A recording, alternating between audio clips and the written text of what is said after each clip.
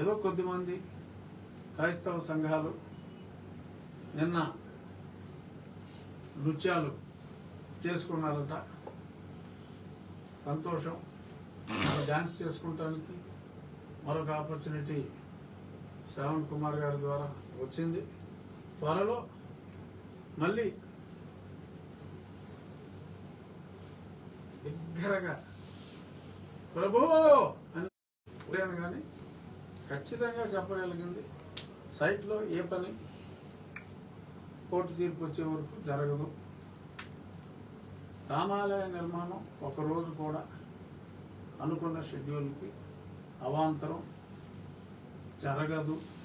ఇక్కడ ఒక మంచి ఏమిటంటే ఎన్నో చర్చిలు, అన్ని దేవాలయాలు కూడా ఉండొచ్చు, పబ్లిక్ స్థలాల్లో అనుమతి లేకుండా, నేను ఇక్కడ అన్ని అనుమతులు తీసుకున్నా, ఇచ్చిన అనుమతులు తప్ప అంటున్నాడు, అది వేరే విషయం.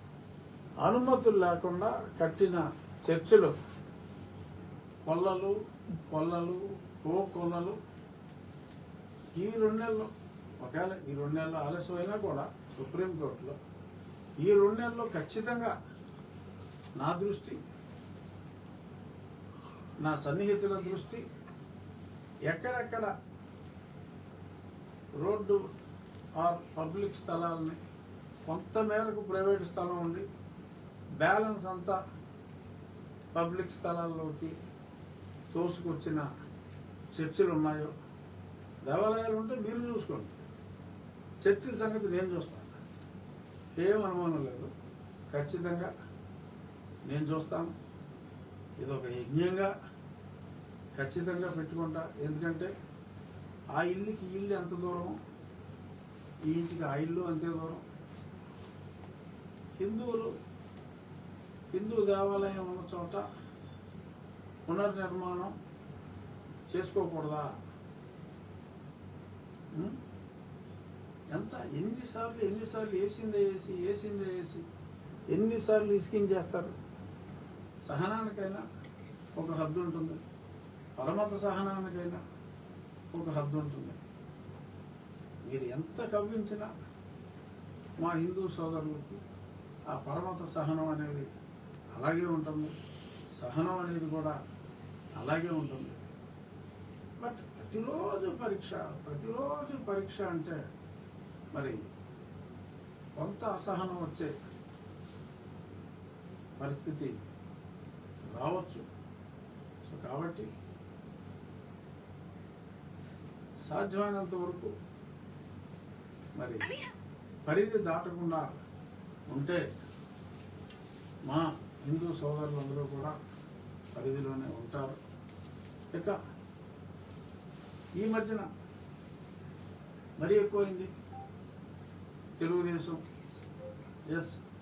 నా పార్టీ, నేనున్న పార్టీ, నా పార్టీగా నేనున్న పార్టీ, మరి దాని మాజీ అధికార ప్రతినిధులు కావచ్చు, మరి కొందరు కావచ్చు, డైరెక్ట్గా కొందరు, ఇండైరెక్ట్గా కొందరిని ఉసిగొలిపి కొందరు నాకు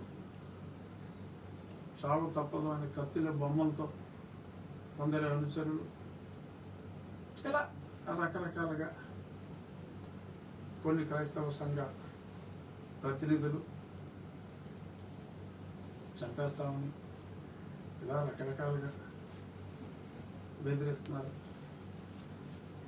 సరే, అది పోలీసులే చూసుకుంటారు. వాటి గురించి అంతగా పెద్ద ఇబ్బంది పడిపోయేది, బాధపడిపోయేది లేదు. నాకు ఎలాగో సెక్యూరిటీ ఉంది, స్పెషల్ గన్స్ ఉన్నాయి. ఆ సెక్యూరిటీ దగ్గర మీరు ఎలాగే ఉంటే ఆ సెక్యూరిటీ మరి కాస్త పెరుగుతుంది. ఎందుకంటే ప్రభుత్వాన్ని చూస్తూ ఊరుకో కనుక ఆ యాంగిల్లో ఇబ్బంది ఏమీ లేదు. కానీ ప్రతి ఒక్కరూ ఒక్క మాట మాట్లాడుతున్నారు. దానికి కించిత్ అనుమానాలు నాకు వస్తున్నాయి. ఏమిటంటే, నేను మాట్లాడింది ఒక హిందువుగా నా తోటి హిందూ దళిత సోదరులకు దక్కవలసిన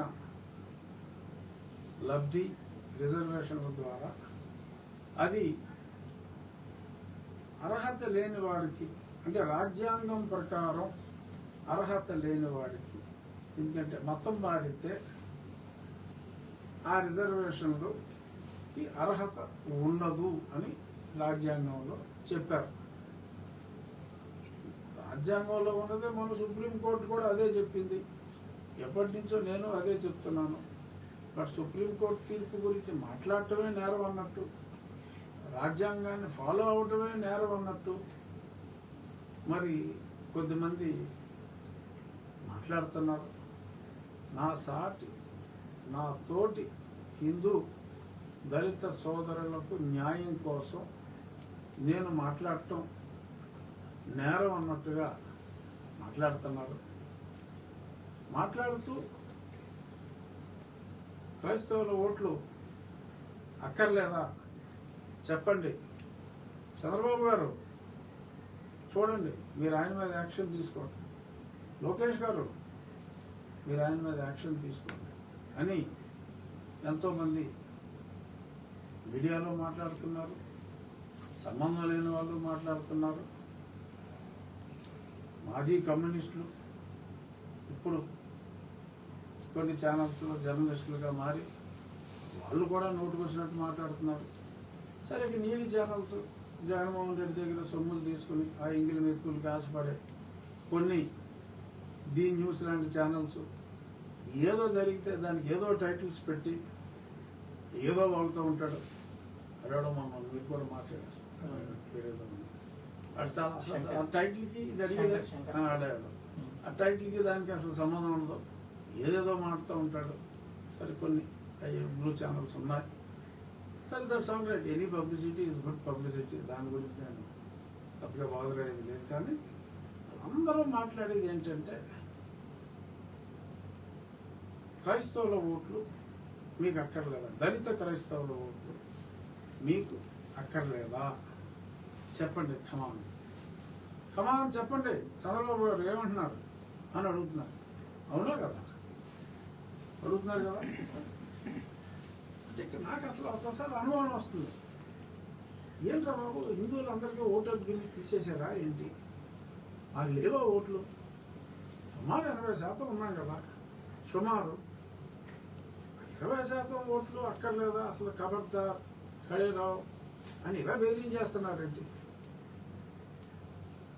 ఓటు హక్కు ఉందా లేదా అని నాకు డౌట్ వచ్చింది.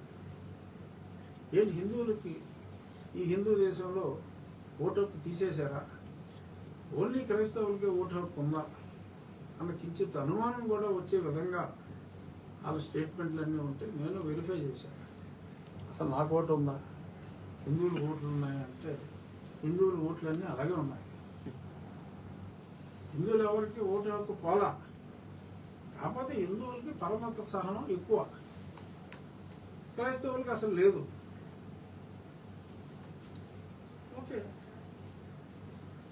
క్రైస్తవులకే ఓటేస్తాను అని డిసైడ్ అయిపోయారు అనుకో,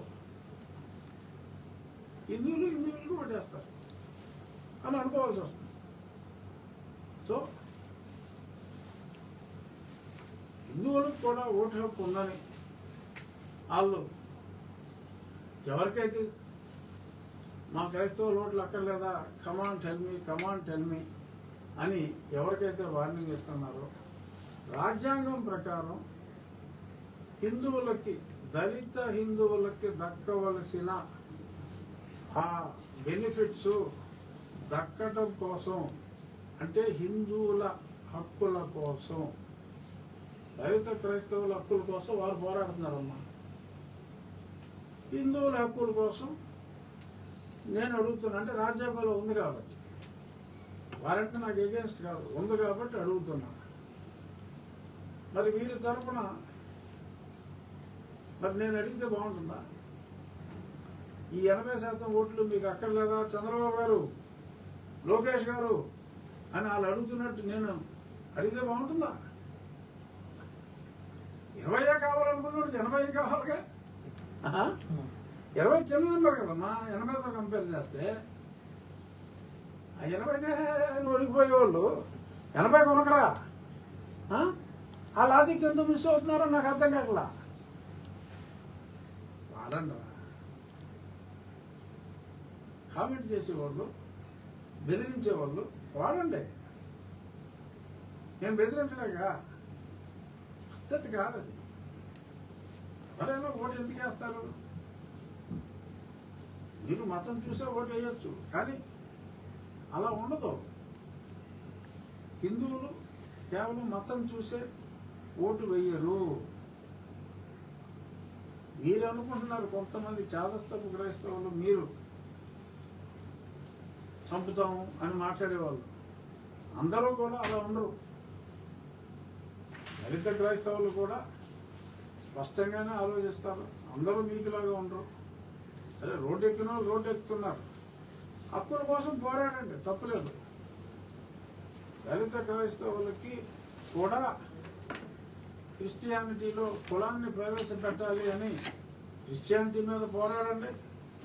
అలాగే రాజ్యాంగంలో మతం మారినప్పటికీ ఒరిజినల్ కులం ఏదైతే ఉందో ఆ ఒరిజినల్ కులానికి కూడా ఇవ్వండి అని రాజ్యాంగాన్ని మార్చి ప్రయత్నం చేయండి, తప్పులేదు.